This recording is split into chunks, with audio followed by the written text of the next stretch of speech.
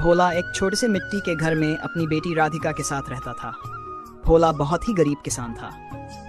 वह खेत में मजदूरी करता और दूसरों के खेतों में काम करके किसी तरह अपने घर का गुजारा करता था। लेकिन अब वह बहुत बूढ़ा हो चला था।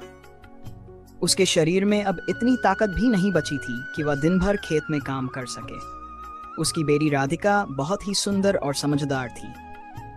राधिका घर में ही सिलाई बुनाई का काम करके थोड़ा बहुत कमा लेती थी, जिससे वह अपने पिताजी की मदद कर पाती थी। एक दिन जब भोला खेत की ओर जाने लगा तो राधिका बोली, पिताजी, मैंने आपसे कितनी बार कहा है, अब आपके शरीर में इतनी जान नहीं है कि आप खेत में काम कर सको। अब आपको आराम की जरूरत है। भोला ने धीरे से सिर झुकाया। उसकी आवाज में थकान और दर्द झलक रहा था। घर पर रह भी जाऊं बेटी, लेकिन ये सूदखोर तो घर पर नहीं बैठने देगा। रोज उसकी नजर हमारे दरवाजे पर होती है, जैसे कर्ज नहीं, हमारी रगों से खून निकालने आया हो। खेत में काम नहीं करूंगा तो उसका पैसा कैसे चुकाऊंगा? और अगर एक दिन भी चूक गया तो ना जाने क्या छीन ले जाएगा वो।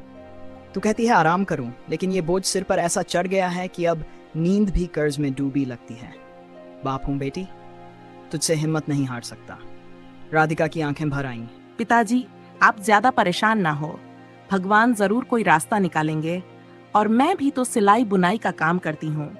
आज से मैं दिन रात मेहनत करूंगी, जिससे हम परेशान नहीं होंगे, उस सूदखोर के पैसे भी दे सकेंगे। बेटी की बातों को सुनकर बूढ़े भोला की आंखों में आंसू आ गए। कुछ कहे बिना वह खेत की ओर निकल गया।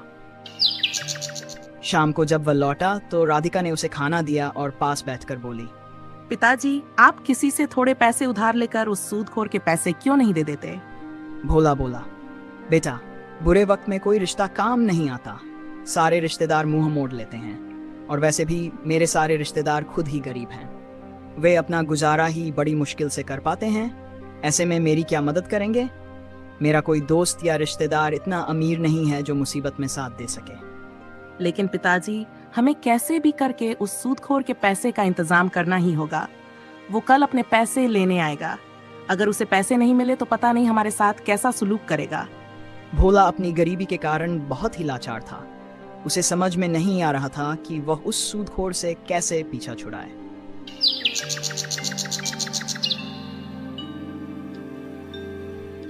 अगले दिन जब वह खेत की ओर गया, धूप आसमान पर अपनी पूरी ताकत से चमक रही थी। गर्म हवा के झोंके सूखे खेतों के ऊपर तैरते हुए धूल को हर दिशा में फैला रहे थे। खेत की पगडंडी पर झुका हुआ एक किसान, भोला, अपने बूढ़े कंधों पर लकड़ी का हल उठाए चला जा रहा था। उसकी पीठ चुकी हुई थी। चेहरे पर उम्र और संघर्ष की लकीरें साफ थीं। पैरों में ना जूते थे ना चप्पल, सिर्फ एक पुराना बदनी कपड़ा जो अब घिसते घिसते फट चुका था। उसके कपड़े धूप से झुलस चुके थे, लेकिन उसकी आंखों में अभी एक उम्मीद थी, राधिका की शादी। उसी के लिए वो मेहनत कर रहा था, जी जान लगाकर। भोला जैसे ही खेत के कोने पर पहुंचा, तभी सामने से एक अजनबी रास्ता रोककर खड़ा हो गया। वो लंबा था और उसकी आंखों में शंका की चमक थी। हाथ में एक मजबूत लकड़ी की लाठी और पहनावा कुछ अजीब, जैसे कोई दरबारी सिपाही हो। उसने भोला को घूरते हुए कहा, क्या कर रहे हो बाबा? क्या तुम राजा की मर्जी के बिना खेत जोतने की हिम्मत कर रहे हो? भोला कुछ देर रुका और पसीना पोंछते हुए शांत आवाज में बोला, बेटा, मैं तो बस 2 वक्त की रोटी के लिए खेत जोत रहा हूँ। घर में राधिका है, बेटी है मेरी, उसकी शादी करनी है। अगर खेत ना जोतूं तो खाऊंगा क्या? अजनबी ने एक तिरछी मुस्कान फेंकी। उसकी आवाज में अब कठोरता थी। तुम्हें नहीं पता बाबा, राजा का नया हुक्म है, अब बिना कर दिए कोई भी किसान खेत नहीं जोत सकता। जो ये नियम तोड़ेगा वो सीधे काल कोठरी में फेंक दिया जाएगा। भोला चौंक गया।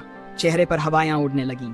आवाज थरथरा उठी, मैंने कुछ गलत नहीं किया बेटा, बस एक बूढ़ा बाप हूँ। अपनी बेटी के लिए कुछ अनाज उगाना चाहता हूँ। अगर खेत नहीं जोतूंगा तो मर जाऊंगा।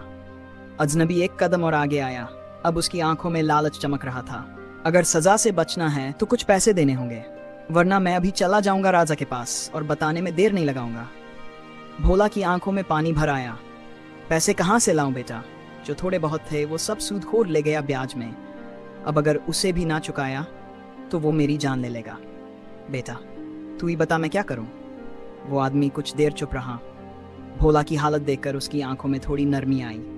धीरे से बोला, देखो बाबा, मैं कोई भला आदमी नहीं हूँ, लेकिन आज जाने क्यों दिल कह रहा है कि एक नेक काम करूं।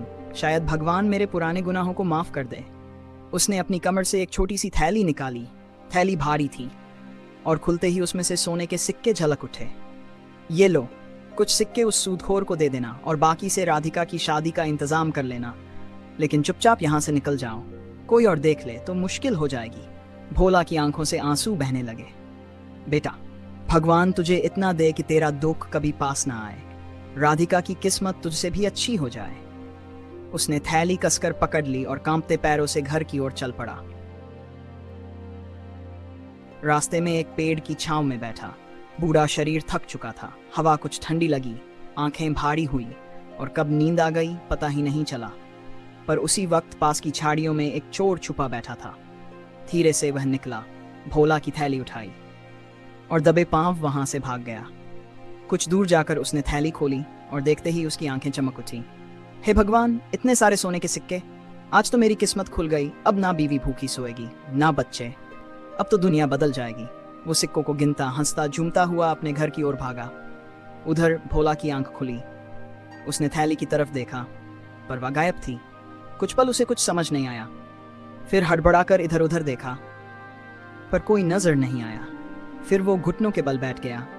थकी हुई हथेलियों से सिर पकड़ लिया। आवाज कांप रही थी और आंखें झरझर रो रही थी। हे भगवान, ये मैंने क्या कर दिया?